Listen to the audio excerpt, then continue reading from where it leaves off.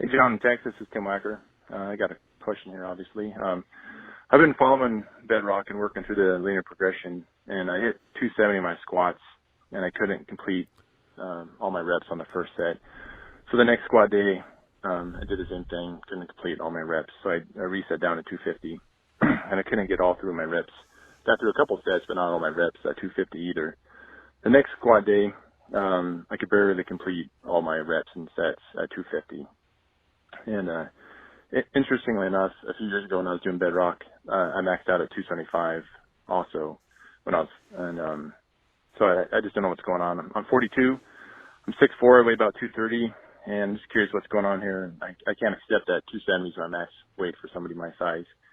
And my sleep and nutrition hasn't changed, but maybe I need to be eating more to provide my body what it needs. I didn't know about maybe my age. John, you mentioned something about EMS, like with EMS. Before my workout would be a good idea for somebody like me. I feel like I can't generate the force necessary to move the weight. But I also thought maybe like I need a bigger trunk or stronger trunk and a bigger back to support the weight. Maybe there's some kind of feedback like the grip and the deadlift, you know. And like my body's just like, nope, not happening. Like you don't have the structure to support this weight. And anyways, and also I don't do the sprint work or the other non-lifting stuff as part of Bedrock. I know you guys said that's beneficial, so maybe if I included that somehow, that would also be beneficial for me to break through that 270 plane. Anyways, I just want to hit some strength goals, and I want to get to the point where I need to buy some more 45-pound bumper plates. So if you guys can provide some advice, I'd greatly appreciate it. And I hope I provided enough information for you to provide some intelligent feedback. All right, I appreciate it. Bye. Wow. Okay. The first place I'm going to start is with technique. Okay. So without seeing him squat, and I've seen his son squat a ton, but without seeing him squat and actually seeing him train, I'm kind of shooting here in the dark. But I would start with one is technique, and then we would probably look and try to put him through a whole bunch of assessments to try to figure out where his weak link is and what's preventing him. Mm-hmm. Because at 6'4", 230, that's a pretty big dude. I mean, I know for you that's a fucking giant. For me, that's a child. But he should probably realistically be able to have at least a 1.5 times, 2 times body weight back squat. So, I mean, at 230, should be able to at least squat 400, yes. So I would start with technique. I would also look at like pre-existing conditions when he started training. If he first picked up a barbell 2 or 3 years ago, and for the 30 years before that, he was doing nothing but endurance training, then you know what, we're going to have some interesting metabolic pathways to try to flip on, to flip on their ear. So I would probably start with 1, with the technique, 2, understand what his training history was, 3, is he able to recover from the volume and the intensity? Bedrock's a pretty demanding program. I mean, it's by far, even though it's the simplest, it's by far the most demanding program. Mm-hmm. I know when Mark Ripto and I originally started, this is many years ago, started talking about, linear progressions, he made a good point. He's like, have you ever done a linear progression? I'm like, not in a traditional sense the way you are. He's like, I think you should do a linear progression just to see what happens. So I did 5x5s. And I think I started at like 405 for 5x5 and ended up getting up to where I was doing like 500 or 510 for 5x5. The only problem is it was taking me like 40 minutes to get through those sets. Right.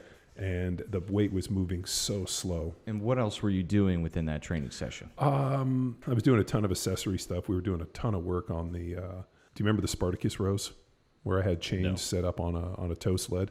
And we used to do this thing where we would do a reverse toe sled, and then we would do like an upright pull kind of a row. And I called them Spartacus rows, like this way. So it was like a horizontal pull? like a horizontal pull. Okay. And so we were doing a ton of that stuff. We were dragging a bunch of sleds, pushing a bunch of prowlers, and just doing, a bunch of heavy dumbbell work. So the training was complete, but the problem I ran into was that I ended up getting really slow. And that's when I went back, and as I started looking at it, I was like, man, I got to get back to doing some more compensatory acceleration. I just couldn't accelerate the bar. So I ended up dropping the sets. Instead of doing 5x5, I went down to doing like 3 triples and started really focusing on moving the weight as fast as possible and got back to the compensatory acceleration. Mm-hmm. So I think there probably could be an issue with the volume. But 3 sets of 5, maybe it's not enough, maybe it's too much. Without seeing him move the bar, I don't know if he's moving slow. Where his technique break is. Is it a trunk issue? Is it a stability issue? He said he's not doing the complete program. So therefore, if you're not doing the complete program, that's where I would probably start too and be like, are you doing it as written? Mm-hmm. And it very well might be that just Bedrock isn't the right program for him. It could be it. So before we get to that, based off the information we have here, and he says, maybe it is my trunk. And it sounds like he's not doing the warm-ups, where he says non-weightlifting. I imagine some of the accessory work is in there. He hits it, I can do that. But if it says conditioning, if it's labeled as conditioning or warm-ups or trunk work or sprinting, sounds like those are off the table, which could lead to that weak trunk or weak upper back. What we would disguise as trunk work is your warm-ups. So to argue on the technique issue that is in there, those warm-ups would be our movement assessment if he's our one-on-one client, and then also the corrective exercises.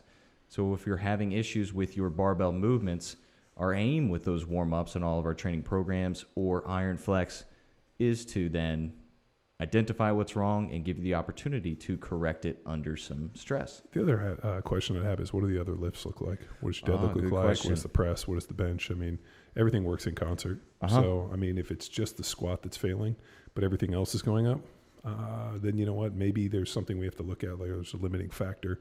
But if everything's in the toilet, then, obviously it's the wrong program. And, that linear progression, man, we've seen people make some phenomenal gains over the years. So just getting that right person at the right time into the right program seems to be really finding that sweet spot. And applying the Bedrock program, we have a lot of tools that present this. I'll link up in the show notes, NSCA, I don't want to say NC2A, NC double assholes, NSCA presentation on how to apply the Bedrock program. And we talked about in that presentation, reload versus reset. Sure. And what Tim Wacker aimed to do here, he said he hit his 270 and failed and then did it again. That would be defined as a reload. Yeah. If within our 3 sets of 5, we have 15 total reps to hit, we're not going to move on in our linear progression until we get all 15. A reload would be if on a Monday I failed and only accomplished a total of 13 reps, I missed 2. The next Thursday that my squats come up in the linear progression, I'm going to re-attempt that. Yeah, for him, I wouldn't. If he failed at 270, I would not have had him take 270 again. But we don't know how many reps that he got that day. But I mean, it kind of sounded like it was an epic kind of, crash and burn. What if he gets in there and he only gets maybe 2 or 3 sets in a single double? So being able to understand how many reps. But I also think for a guy his age, we're used to usually using Bedrock with younger kids, 14, 15, 17, 20-year-olds. For those younger individual or for those older individuals, if they failed, I would probably cut them back at least 80%. So I don't know if he went back far enough. That was going to be my next point. So to finish up the reset, anything less than 13 reps. If you completely shit the bed, okay, we go into an immediate reset, and an immediate reset is 3 weeks of progressions. What it looks like is he only went back 20 total pounds, which is only 2 weeks of progressions. He didn't give himself enough room to then run and try to jump the Grand Canyon. Yep. The important thing about the reset is the introduction now of compensatory acceleration or speed. It's a much lighter load, and we would coach you up to move that weight faster. Where you say EMS and power, the program is most applicable to the high school limited coach. So we would coach up speed versus a tool like the EMS. But during that reset, we would have dropped you down to 240 and just coach you up for speed because it is lighter. It's Sure. much lighter. And he can aim to recruit more motor units and to bring into the next linear progression, which then would be 445 on his Thursday, the next day after that, and so on and so forth until, he breaks through the 270 plateau, hopefully. Yep, smash it. What else did I have here? He asked about EMS devices. Yes. The EMS device, what it works to do is wherever you put the pads, you get max motor unit recruitment. A lot of times with people that are older or maybe have like a history of injuries or maybe just stuck in some bad movement patterns or things aren't firing, it became very beneficial for us to use EMS devices early in the training, like actually like as a, as a warm up almost, just to get those motor units firing. I mean, so much so that Matt Vincent actually blew his knee out, which I still feel fucking awful about. But we did a bunch of EMS, we did a bunch of eccentric protocols. He got underneath the squat and actually moved so fast with the weight that he actually, when he got to the top, he extended his knee and popped and tore his ACL. And he's like, I haven't felt that much pop in my legs in like a decade. So, I mean, there was a situation where we did exactly what we needed to do, but, such a long history of injuries that that was the only time I've actually ever seen anybody tear an ACL with their foot planted going up and down in a bilateral squat. So that was a hell of a deal. But I think the EMS devices could be of service for him in a pre-training environment to get him primed.